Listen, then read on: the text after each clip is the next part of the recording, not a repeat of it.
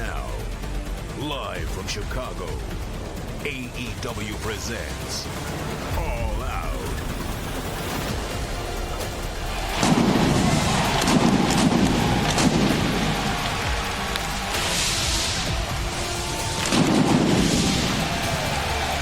It's Saturday! You know what that means! AEW All Out is coming your way from the Now Arena in the shadows of Chicago, Illinois!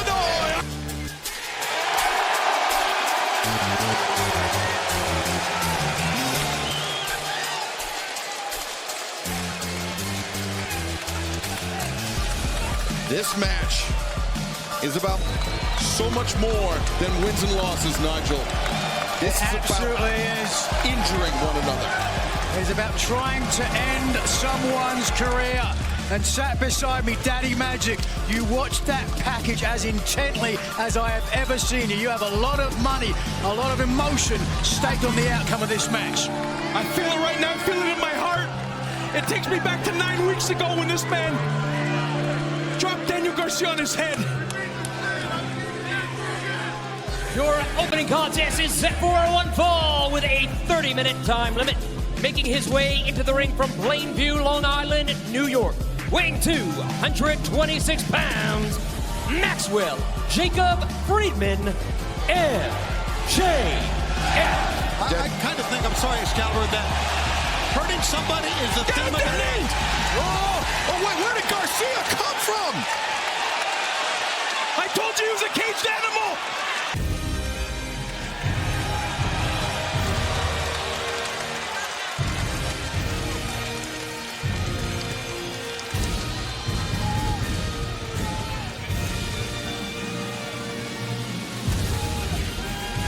This next bout set for one fall with a 60-minute time limit is for the AEW World Tag Team Championship.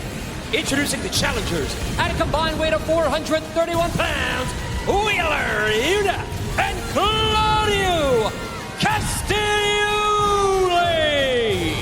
Claudio and Yuta, of course, AEW World Trios champions alongside Pac. All three of those men have an opportunity tonight to add an extra set of titles to their wrestling resume. Of course, Claudio and Yuta here against Matthew and Nicholas Jackson for the tag titles, and then Pac later tonight when he faces Will Ospreay for the International Championship. It's a very interesting situation as we see 2 quarters of the Blackpool Combat Cup. One wonders about the future of the brand, with John Moxley going almost out on his own, so to speak, not know where his brain is at the moment, and certainly Bryan Danielson. All these champions that we're seeing had matches last night on Collision. And here they come out. You know they've got to be a little banged up, all 4 of these men. After that impressive all-star 8-person tag team match last night on Collision, that actually bled over into Rampage, but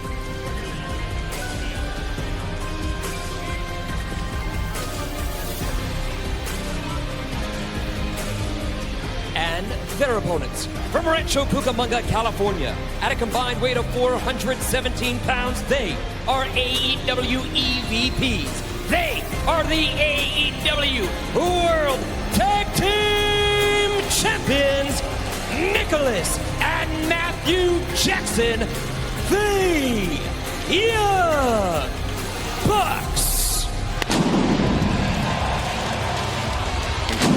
Tony, to your point about the physicality.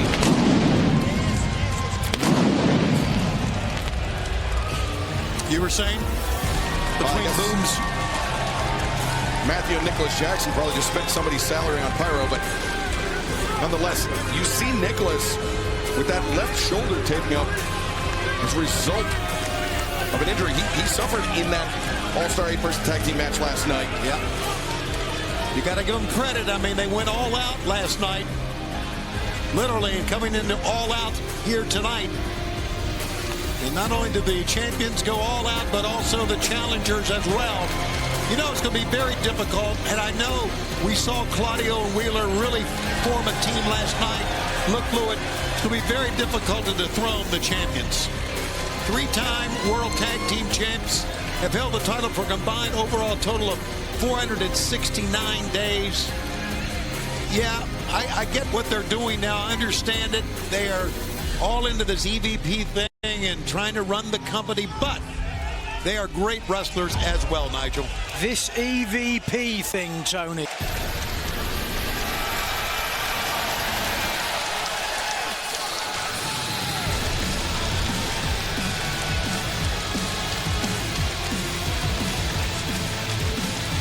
This bout set for one fall with a 60-minute time limit is for the AEW International Championship. Introducing the challenger from Newcastle upon Tyne, weighing 217 pounds. He's a bastard Pac. The only man to have held two All Elite Wrestling Championships simultaneously. Pac previously called himself one-third of the Trios Championship. He called himself the inaugural All-Atlantic Championship, the championship which would become to be known as the International Championship. And now he has an opportunity to do so for the second time tonight. He's had many big wins, including beating Kenny Omega. You'll recall referee stoppage, the very first All Out back in 2019. He's had some very, very big wins. He's going to have everything working correctly to beat the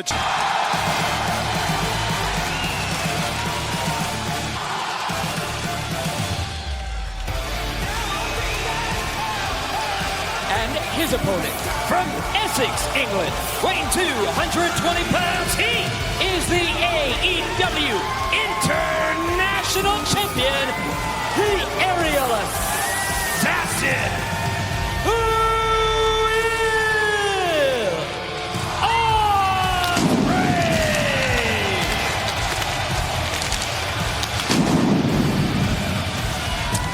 Well, we have seen many athletes come and go here in AEW. Excalibur in the 5 years. Of course, that 5-year anniversary coming up in Pittsburgh at the 1st of October. But I don't know if anybody has captured the imagination of the fans as quicker than Will Ospreay. Yeah, I think it's certainly a fair point, but even when you think beyond the 5 years of AEW, I mean, Tony, you've seen them all come down the wire. Professional wrestling, how does Will Ospreay compare to the greatest high flyers of all time? Like, remember the first time you saw Argentinian Rocker compete? I remember that. I remember when I saw you compete. I said, that man doesn't get off his feet. Well, the Aerial Assassin certainly does. Pac, once known as the man that gravity forgot. Will Ospreay, certainly there's an amnesia when it comes to gravity with this man too. This is a very interesting matchup. These two men have met one-on-one one time before. It ended in a 30-minute time limit draw in February of 2019. And this match, for me personally, is very interesting because on her face. Ladies and gentlemen, get out of your seats and get on your feet because every night is Saturday night. The following contest is set for one fall. There are no countouts and no disqualifications because this is a Chicago Street Fight. Being accompanied by Stokely Hathaway from Long Island, New York, Kris Statlander. And Nigel, we heard it from Willow Nithingale herself. She and Kris Statlander were the best of friends until Stokely Hathaway came along and began dripping poison into the ear of Statlander. She stated it clearly. She blames Stokely Hathaway on the end of their friendship. Statlander called tonight the funeral of a friendship. Life support. Tonight's match could pull the plug.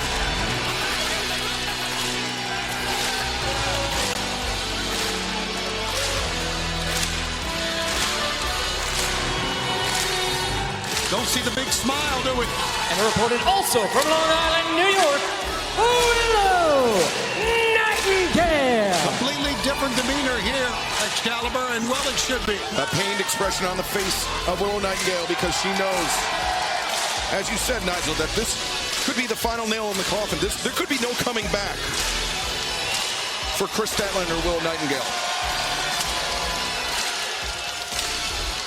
A lot of bitterness. Best friends make the worst of enemies.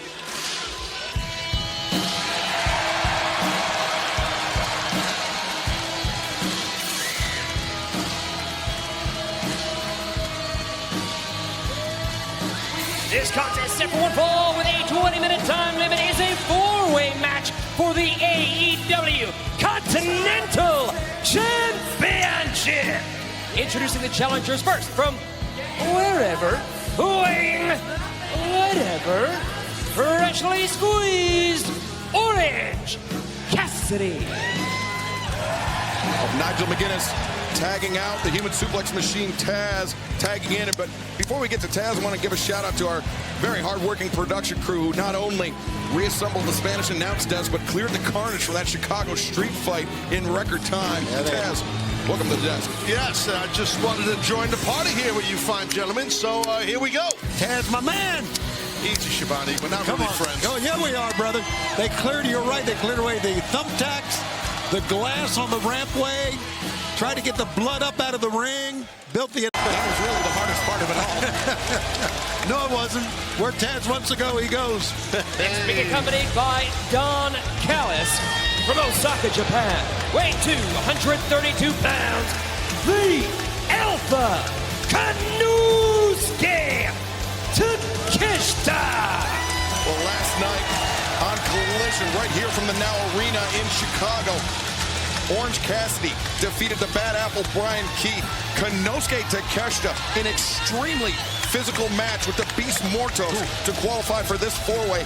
And the third man that's challenging Okada, Mark Briscoe, defeating Lance Archer last night, Taz. Absolutely, and this four-way championship for the Continental title definitely going to be, as they say, well, I said it back in the day, a rocket buster. Went a little old school for you there, those that remember. Schiavone has no idea what I'm talking about, but there is Takeshi. This guy's the man, bro. Taz, What? 3 minutes. From Sandy Ford, Delaware, weighing 229 pounds, he is the Ring of Honor World Champion, Mark Briscoe. Yeah, this is the interesting part of this whole match. Two members of the Conglomeration. Yeah, but we've seen different occasions where the Conglomeration are forced to compete against one another, but in those instances really seem to bring out the best in one another, Taz, and it doesn't seem like there's any hard feelings after the fact. Well, you're correct, and as we know, this is every man for themselves, and Briscoe knows that, Cassidy knows that, so no matter if they're buddies or not, it don't matter. Conglomeration right now don't matter. Speaking of buddies, our good friend Don Callis has arrived. Don, welcome to the desk. Hi, Taz. How are you? Hello, Don. How are you? Long time no see, bud. Fantastic. I'm doing fantastic. Good. And from Aichi, Japan, weighing 236 pounds, he is the AEW Continental Champion, the Rainmaker, Kazuchika Okada. This will be the 5th attempted defense of the Continental Championship for Kazuchika Okada, and maybe the toughest one yet. He's fended off challenges from Dax Harwood, from Pac, a time limit draw with Claudio Castagnoli, and a win over Kyle Fletcher at Dynamite this past Wednesday night. Okada coming into this match with significant momentum. Takeshi on a 5-match winning streak. Mark Briscoe, of course, the ROH World Champ. Orange Cassidy, one of the most successful men ever in AEW. 167 overall wins. Think of the talent, the wrestlers that we have seen already tonight and what we got ahead of us. What a roster that we have here in AEW. Oh, the roster doesn't stop. It just keeps on going with the talent that is in this company. It's endless. It keeps that's on the going. truth. You're right, Taz. It keeps on going, all right. Right to the top, and at the top is the Alpha. Could be his big moment tonight, Don. Absolutely. I'll be honest with you. I don't care for Orange Cassidy, and I'm not a fan of Briscoe. And Okada, he and I have had our back and forth in the past, so...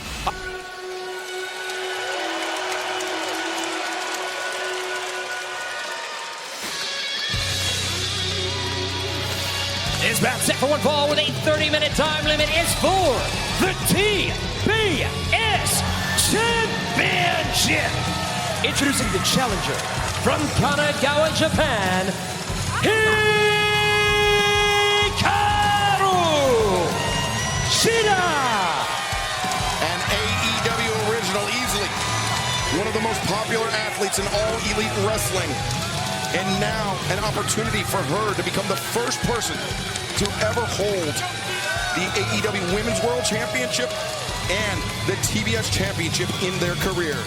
That would be quite an accomplishment. And you're right, not only immensely popular, but as you just referred to, very, very successful. More singles wins any women wrestler in AEW history, 78. She's beaten 5 former AEW Women's World Champs, 2 of the 5 TBS champs. She's a tremendous competitor for sure. Schiavone tonight, or will this be the night of the CEO?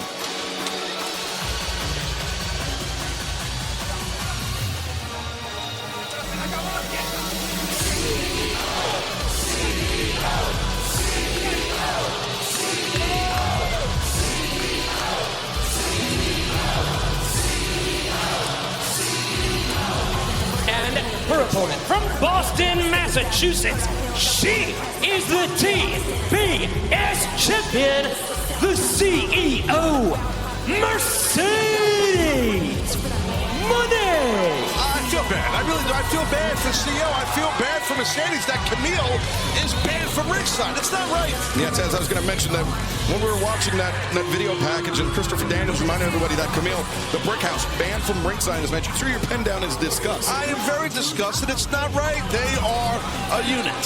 Okay, Camille, the brick house, along with Mercedes. I mean, listen, it's a cohesive unit, Schiavone. Camille should be out here. It's unfortunate. She doesn't have her enforcer, but listen, she has 2 titles. It's like Sonny without Cher. You remember that, Okay, Schiavone? yeah, I remember that. You were probably married 10 years at that point. She's got 2 titles. She's got the New Japan Pro Wrestling Strong Women's title. She has defended titles over multiple continents. She can handle herself. Don't you think? All right, don't get upset. Yes, she can. I know Mercedes can handle herself. Okay, so I'm just saying, it's not right. I'm about teamwork. Yeah, to quote our colleague Jim Ross, Tony Schiavone, don't get hot. Yeah, don't get hot. But I'm just pointing out that you're making a big deal out of, and I get it. Who's making a big deal? You're making a big deal. I'm not making a big deal. I'm just...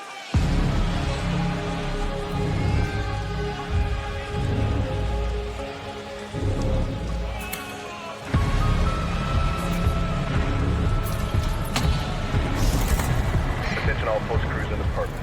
Be on the lookout for a suspicious vehicle last seen traveling westbound on I-90, headed towards Hoffman Estates. Vehicles described, small bus, spray painted black, with red marks along the front bumper. We're being told the vehicle has white lettering displayed across the front that says, Scapegoat.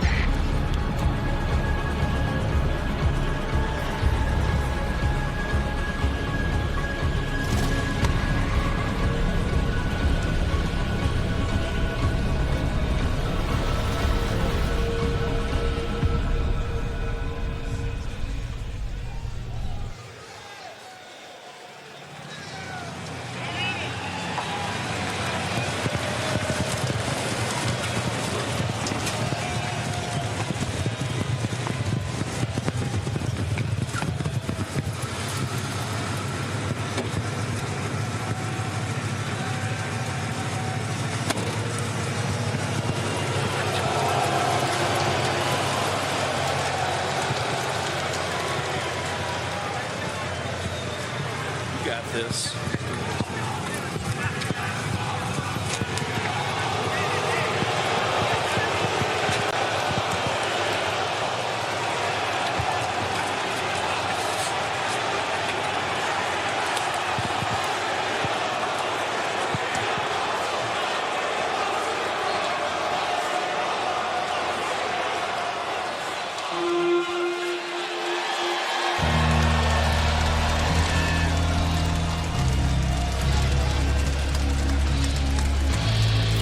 As we await the arrival of the challenger for the AEW World Championship, we welcome our colleague, good old JR, Jim Ross, the Hall of Fame voice of professional wrestling, to the announce desk. Hey, thanks, man. Appreciate that. Good to be with you guys. How you doing, JR? I'm doing great. This Good to see you, brother. Amazing. 2 huge main events, and we got Taz. Jimbo, what's up? Jack Perry, who interrupted the championship celebration of Bryan Danielson. Jack said by virtue of his victory over Darby Allin at All In London, the man who will challenge for the AEW World Championship, Darby Allin, at Grand Slam in just over 2 weeks' time. Jack said by beating him, I've become the #1 contender. I've earned the opportunity to become the man that will retire Bryan Danielson and become the next AEW World Champion. He's got a point. Perry's coming in with some momentum, guys. He had a great matchup last night on TV. I enjoyed the hell out of it. He may be Northern Illinois, Taz. They beat Notre Dame today. I know. I knew what you were talking about. You never know. You never know. Right in South Bend. That makes it even sweeter for those cats. Well, it's been 2 for 2 thus far for the Elite. Kazuchika Okada retaining his Continental Championship. The Young Bucks retaining their AEW squad around the ring. I noticed that, Tom. What's that about? Well, anti-violence. But I think it's more. Place for that. Let's hear this. This is great. Man, a great ovation for our champion. He has earned the respect of fans around the world. And people within the industry as well, JR. Yeah, no doubt, Tom. Hey, when I signed that hymn 25 years ago, right, I never dreamed of this. I'm so proud of him. He's the man. He's humble, he's talented. He's a great champion for AEW or anybody else.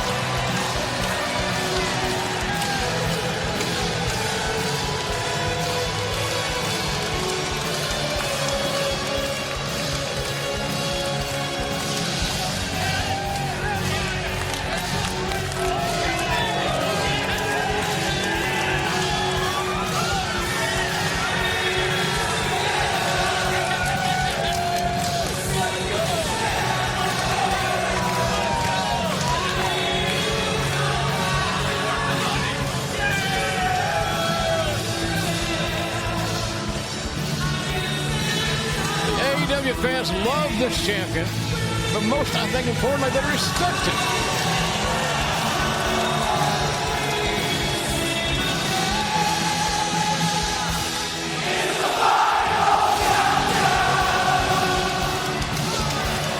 The interesting thing about Bryan Danielson as AEW World Champion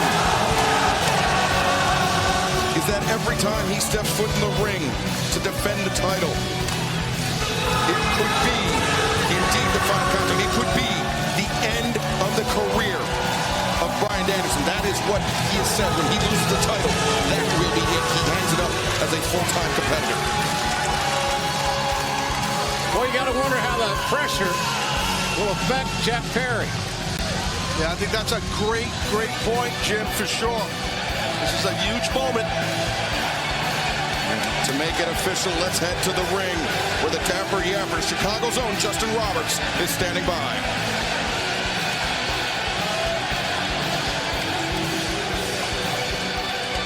Chicago, Illinois. This bout set for one fall with a 16-minute time limit is for the All Elite Wrestling World Championship. Big time. Oh, wait a minute. No way. Now we know what's going on. Oh, my God, Excalibur.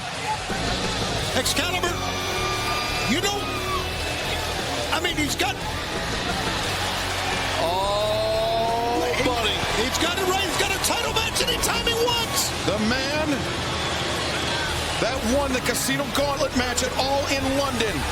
Is he here to cash in his shot at the AEW World Championship. Of course he is. Definitely looks like it. Oh, wait a minute. Uh-oh! Where did Moxley come from? Blackpool combat.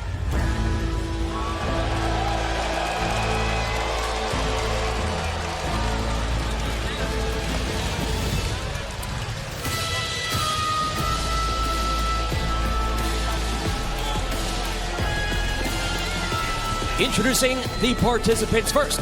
From Aaron's Creek, Virginia, weighing 229 pounds, Hangman Adam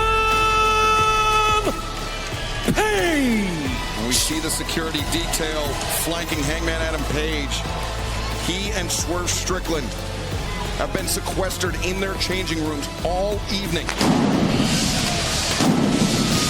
Not only to prevent from attacking one another, but we have seen that these two men, so much hatred, so much animosity between them, they have no regard to who gets caught in the crossfire. And it was for the safety of everyone, production, family, friends, other competitors, everyone that was in the backstage area. I think we have seen some very bizarre things in AEW over the last couple of weeks. So would you guys agree? Yeah, absolutely. Burning of a house, what happened to Bryan Danielson. Even before that, Swerve Strickland invading. Enough. Right. Let's settle it. I've called a lot of lights out matches in my career, starting all the way back with a guy like Murdoch and Carl Cox. Killer Carl Cox. And his opponent, being accompanied by Prince Nana from Tacoma, Washington, weighing 230 pounds, Swerve Strickland. This is one of the greatest rivalries I've ever experienced in my entire career. The angst, the animosity, the hatred that these two men have for each other is absolutely prevalent and obvious. Taz, I don't know if it's because I'm so unsettled by what Jon Moxley just did, but I think for the first time in my career as a broadcaster, I'm tense. I'm nervous. I'm worried what these two men are going to do to each other. You know, we don't know. I mean, because of like what you guys are laying out, the intensity and how much hatred they have for each other, meaning Strickland and Hangman. So this thing's not sanctioned. Once that cage that's smart. Yeah, no, I know. That's smart. Business-wise, yeah, but still, once these guys are locked in, JR, you know the deal, man.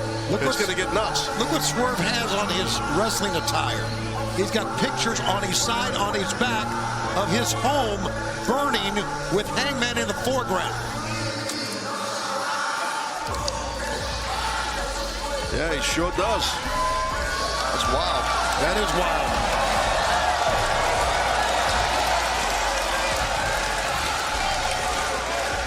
He's a very artistic guy, which you wouldn't know in 10 minutes because they're going to be beating the hell out of each other.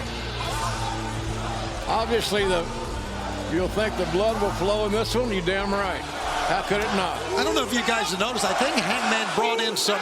Did he bring in some barbed wire?